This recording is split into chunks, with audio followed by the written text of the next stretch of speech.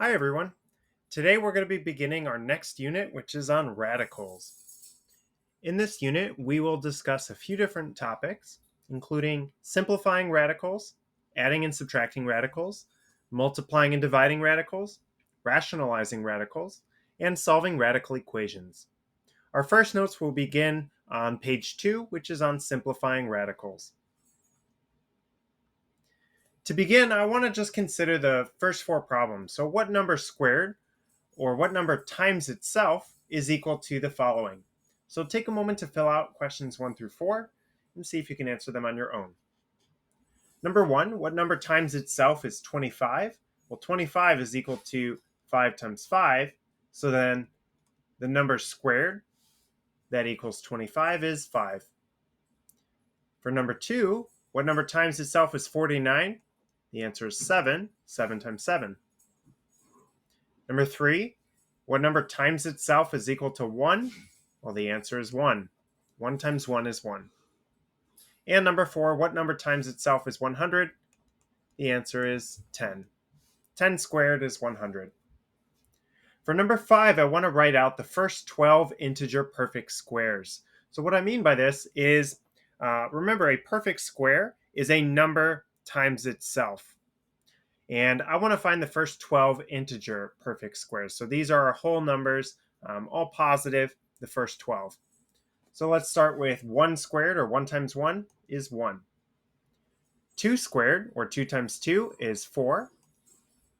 3 squared is 3 times 3, or 9. 4 squared is 16. 5 squared, 25. 6 squared is 36. 7 squared is 49. 8 squared is 64. There we go. 9 squared is 81. 10 squared is 100. 11 squared is 121.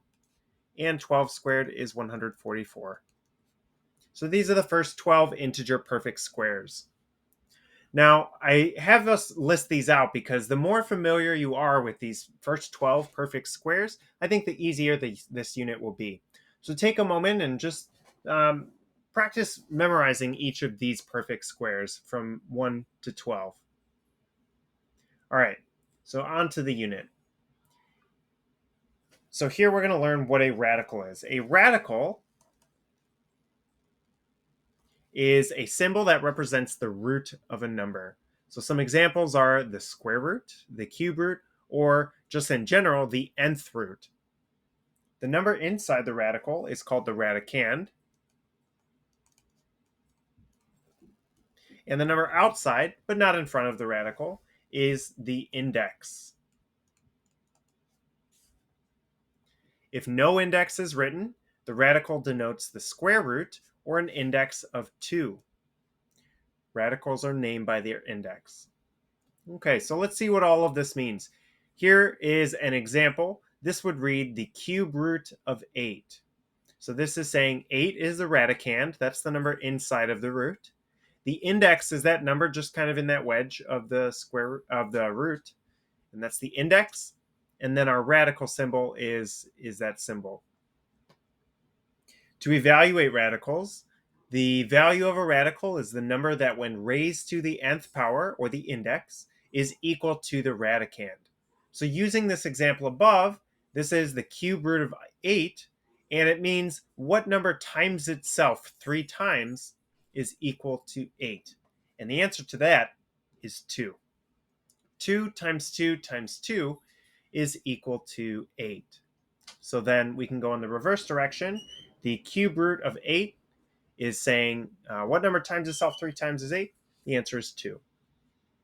So roots are kind of like the opposite or the inverse of powers. Let's take a look at example 1.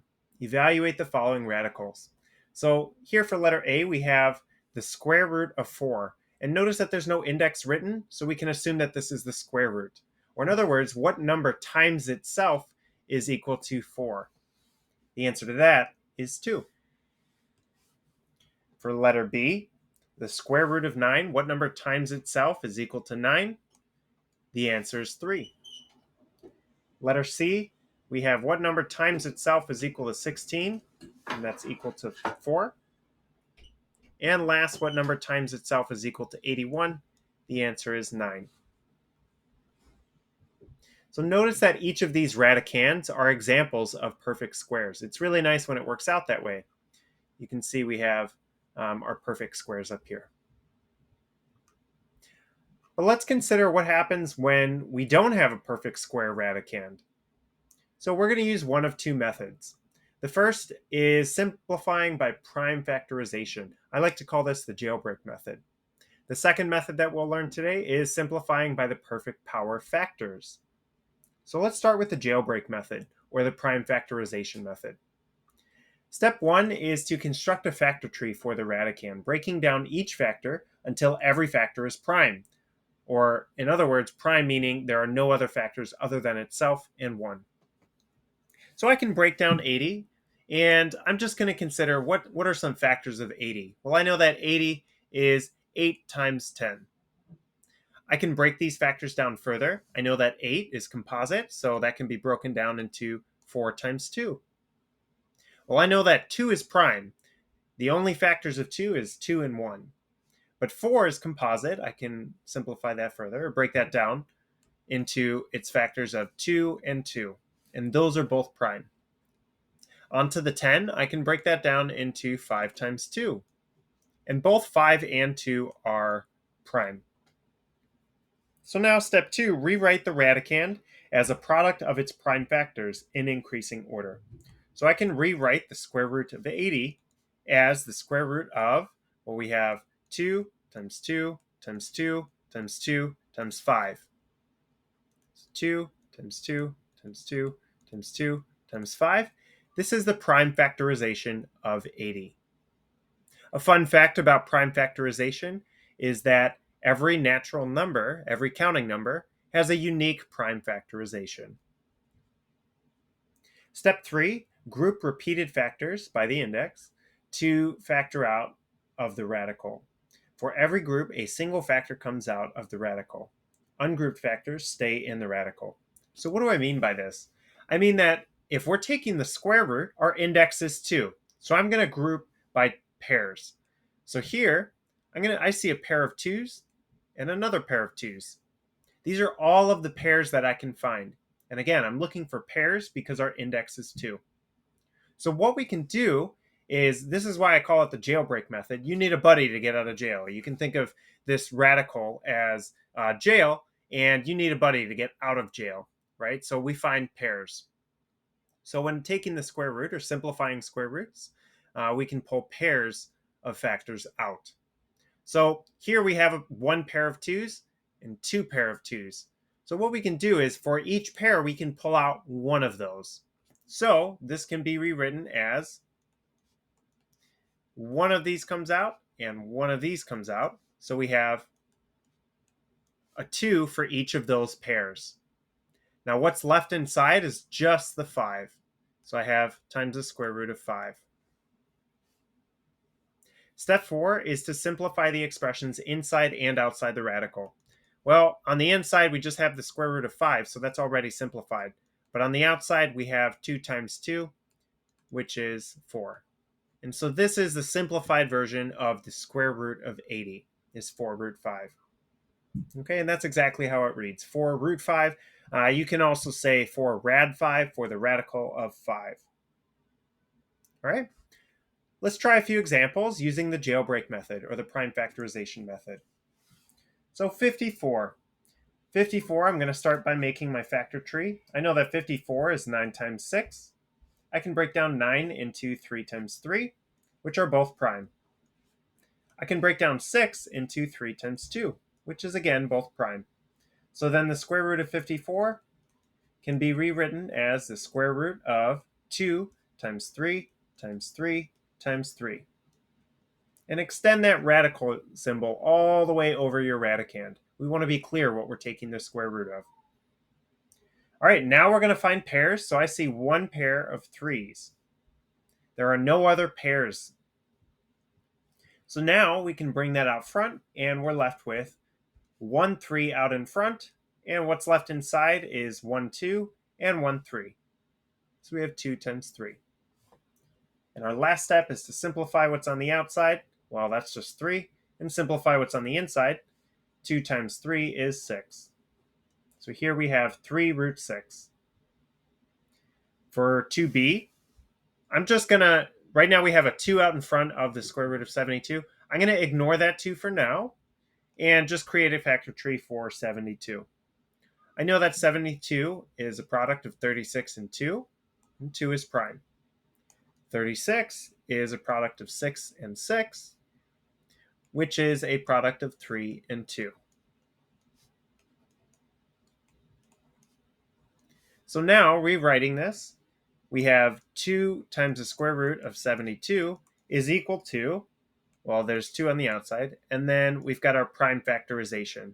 So we have 2 times 2 times 2 times 3 times 3. All right, now we're looking for pairs. So I see a pair of 2's can come out and a pair of 3's can come out. So this is equal to, well, we have the 2 that was already out there, and then we can bring out one of our pairs of 2's and a pair of 3's. Now what's left inside? All we have left inside is just the square root of 2. And then last step, simplify. 2 times 2 times 3 is 12. And then nothing to simplify on the inside of the radical. So 12 root 2 is our answer. Last but not least, we have the cube root of 56. So using our prime factorization method, jailbreak method, I know that 56 can be broken down into 7 times 8, where 7 is prime, and 8 can be broken down into 4 and 2, where 2 is prime, and then 4 can be broken down into 2 and 2. So now we have the cube root of 56 is equal to the cube root of its prime factorization, 2 times 2 times 2 times 7. Now, remember in the jailbreak method, we need to pull out groups the same size as the index. So here, we have an index of 3. So I need to pull out groups of 3. And I see one group of 3 of 2's. So I can pull a 2 out in front, and that's all I can pull out. So I have 2 times the cube root of 7. All right, and that's our answer. Nothing to simplify on the inside or outside. Let's practice the other method. So this is the perfect power factors method. All right, so we're going to do the same problem as before, square root of 80. But now I want to list all the factors of the radicand. So off to the side, I'm going to write 80. And I know factors of 80 are like 1 and 80. I know it's even, so 2 goes into 80 40 times. This is not divisible by 3. It is divisible by 4, so 4 times 20. It is also divisible by 5. It ends in a 0, so that's 5 and 16. It's not divisible by 6. It's not divisible by 7. And it is divisible by 8. And it's not divisible by 9. And then by 10, we circle back around. Okay, so these are all of our factors of 80. Step 2, from the list of factors, identify the greatest perfect power factor. So I like to just circle all of our perfect powers. So of these here, I see perfect powers are 1, 4, and 16. So again, it's good practice to be familiar with all of those different perfect powers. The more familiar you are with those, I think the easier these problems are. So I see these are the perfect powers. The greatest perfect power factor is 16. So I can rewrite the square root of 80 as the product of the square root of the product of 16 and 5. Okay? We can then split this up into two radicals, the square root of 16 times the square root of 5. And then we can simplify. So we know that the square root of 16, well, that's a perfect power. The square root of 16 is 4, where the number times itself that equals 16 is 4. And then we have root 5. And that's our answer. And you might notice that that's the same answer that we got earlier when using the jailbreak method for root 5.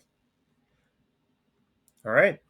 So let's practice using the perfect power factors method. So example 3a, factors of 45. Well, I know 1 and 45, that's an easy one. It's not divisible by 2. It is divisible by 3, so 3 and 15. Not divisible by 4. It is divisible by 5, so 5 and 9. It's not divisible by 6, 7, or 8, and then 9 circles back around. So our greatest perfect power is 9. So this is equal to the square root of 9 times 5. So then we have the square root of 9 times the square root of 5. And the square root of 9 is equal to 3. So our answer is 3 square root 5. All right, 3b. So again, I'm just going to ignore that number out in front for now and find those factors of 96. So we have 1 and 96. We have 2 and 48. This is divisible by 3, so 3 and that would be 32. This is also divisible by 4, so 4 and 24. It is not divisible by 5. It is divisible by 6, so this is 6 and 16. Not divisible by 7. Divisible by 8, yes, so 8 and 12. Let's see, 9, no. 10, no. 11, no. And 12 circles back around. Okay, so our perfect power factors, of course, 1, we have 4. Do we have 9? No. 16 we have. Let's see. Yeah, that's just about all of them. Okay, so now I can rewrite this as 3 times the square root of 16 and 6. Okay, we can split that up to 3 times the square root of 16 times the square root of 6. Well, we know that the square root of 16 is 4. So we have 3 times 4 times the square root of 6, which is 12 root 6. And last but not least, the cube root of 54. So factors of 54, we have 1 and 54, 2 and 27. We have 3 and 18. 4 does not divide 54. 5 does not. 6 and 9. 7 does not. 8 does not. And then 9 circles back around. Okay. So now instead of looking for perfect squares, because we're taking the cube root, I'm looking for perfect cubes. So these are numbers times themselves 3 times. So some examples would be like 1 cubed is 1, 2 cubed is 8, 3 cubed is 27, 4 cubed is 64, and so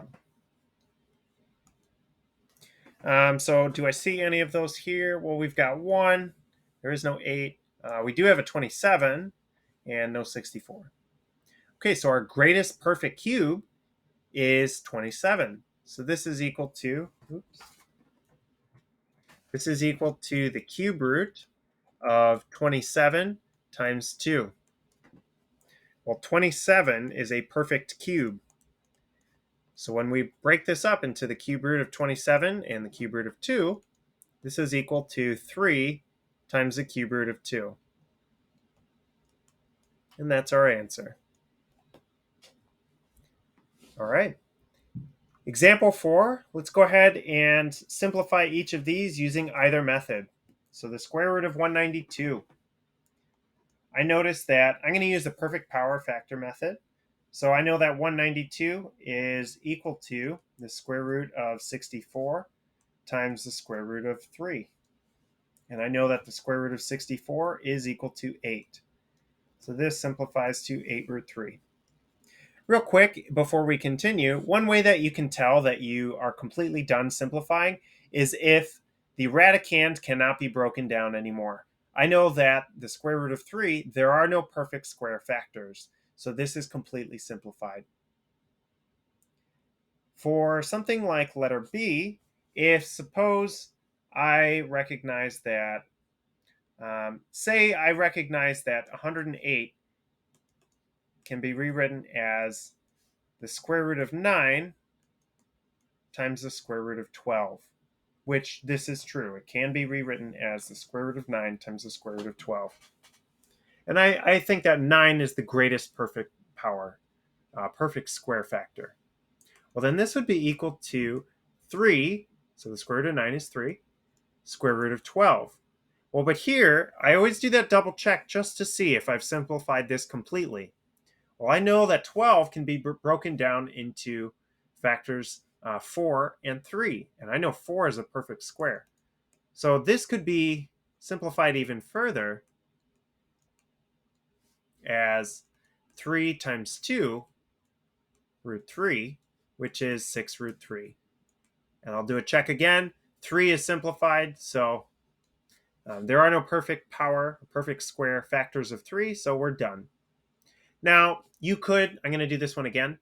You could have also noticed that 108 is a product of 36 and 3. So this can be broken down into the square root of 36 times the square root of 3, which is equal to 6 times the square root of 3. So you might have correctly identified the greatest perfect square factor and gotten immediately to 6 root 3. But if you didn't, that's okay. Just make sure that you double check that everything is completely simplified. Okay. 4C, 2 root 147.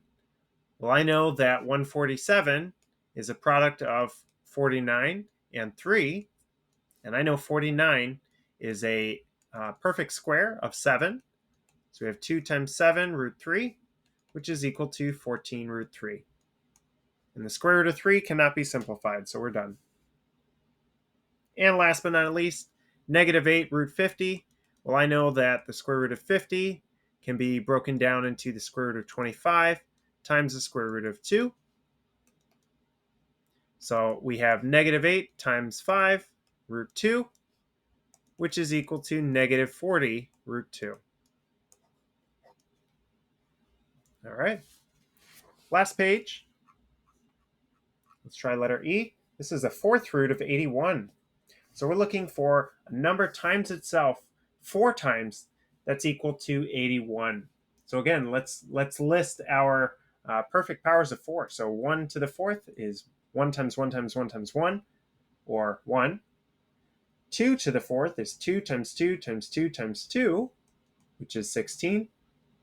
3 to the 4th is 3 times 3 times 3 times 3, which is 81. So in fact, 81 is a perfect power of 4, and the fourth root of 81 is equal to 3. Letter F, we're looking for what number times itself 5 times is equal to 32. So we can go through our perfect powers of 5. 1 to the 5th is 1. 2 to the 5th is 2 times 2 times 2 times 2 times 2, which is equal to 32. And just like that, we found our perfect power. The fifth root of 32, and I'll write it this way as well. The fifth root of 32 can be rewritten as the fifth root of 2 to the 5th. Now, if you remember at the beginning of the notes, I said that radicals and powers are inverses of one another, so these cancel each other out, and we're just left with 2. And last but not least, we have letter G and letter H. So 2 root 27. I know that 27 can be broken up into the square root of 9 times the square root of 3. And the square root of 9 is 3. Not the square root of 3, just 3. There we go. And 2 times 3 is equal to 6. So we have 6 root 3. And last but not least, let's actually do this one using the jailbreak method. I know that we have 7 fourth root of 32, so this can be rewritten as 7 times the fourth root of, factors of 32. We just found that 32 is a perfect power of 2. It's 2 to the 5th. So this is equal to 2 times 2 times 2 times 2 times 2. By the way, this is the prime factorization of 32. And because we're pulling out of an index of 4, or a fourth root, we have to group them in 4s. So I'm going to pull out a group of 4, and we're left with 7. One group comes out, so 7 times 2, fourth root of, and there's only one 2 left inside, so fourth root of 2. And 7 times 2 is 14. So our answer is 14, fourth root of 2. All right. Simplifying radicals with variables is the same as simplifying radicals with numbers. Using the jailbreak method, group those repeated factors. Using the perfect power method, divide the number of variable factors by the index. Leave any remainder inside the variable, inside the radical. All right, so 5a. We're going to simplify this. So I could write this out as the square root of, and I'm going to make a real big square root. A to the 6th is the same thing as saying a times itself 6 times. So we have a times a times a times a times a times a. Well, b to the 5th is equal to b times itself 5 times. So b, b, b, b, b. And last but not least, c to the 10th is c times itself 10 times. So 1, 2, 3, 4, 5, 6, 7, 8, 9, 10. So if we were to write all of this out, then this is our radicand. Now, our index is 2. This is the square root. So I'm going to pull out as many pairs of variables as I can. So I have a pair here, another pair of a's, another pair of a's, and none left over. For b's, I have one pair of b's, two pair of b's, and one b left over. And for c's, I have 1, 2, 3, 4, 5 pairs of c's. So pulling all of these out, I have, on the outside, I have 3 pairs of a's, 2 pairs of b's, and 5 pairs of c's. On the inside, all I have left is just one lone b. Now we can simplify on the outside. We know that repeated multiplication is a power. So a times a times a is just a cubed. B times b is b squared. And c times c times c times c times c is c to the 5th. Okay, and that's our answer. Now, one thing you may have noticed is the relationship between the powers that were pulled out and what was inside. So what we can do, if we use the perfect power method, we can just take the number of variable factors, so that exponent, and divide it by the index. So notice 6 divided by the index of 2 is equal to 3. 10 divided by 2 is equal to 5. And then for our b's, 5 divided by 2 is equal to 2, but we have a remainder of 1. Okay, so any remainder is left inside.